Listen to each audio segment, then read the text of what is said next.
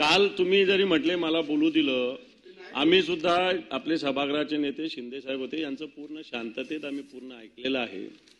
खरं तर सत्ताधारी पक्षाला त्यांच्याकडे मुख्यमंत्री गृहमंत्री आहे, कारवाई करायची तर त्यांना बसून तिथं सांगू शकतात. आता पण आजूबाजूला उचलून जेलमध्ये टाकायला पाहिजे होतं सरकारने, का नाही टाकलं?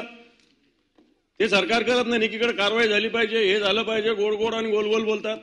मग कोरटकर विषयी बोललं पाहिजे, सोलापूरकर विषयी बोललं पाहिजे. सोलापूरकरला पुणे महापालिकेच्या सांस्कृतिक विभागाच्या समितीवर घेतलं जातं, असं कसं केलं जातं? आणि कोरटकरचा मी आता नागपूर सीपीशी बोललो, कोल्हापूर एसपीशी बोललो, कोरटकरचा मोबाईल जप्त होतो आणि कोरटकर जप्त होत नाही.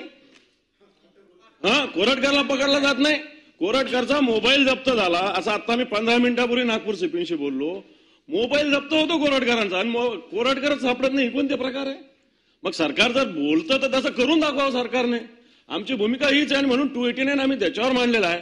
अबू आझमीचा तर निषेध केलाच पाहिजे. औरंगजेब कोण होता?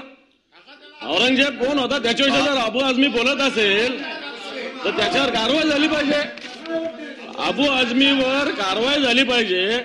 अबू आझमीला जेलमध्ये का टाकलं नाही? गृहमंत्री बसलेले तो समोर, आता उचलून टाकायला पाहिजे त्याला जेलमध्ये, आपल्या इथल्या लॉकअपमध्ये. माननीय मुख्यमंत्री. सभापती महोदय.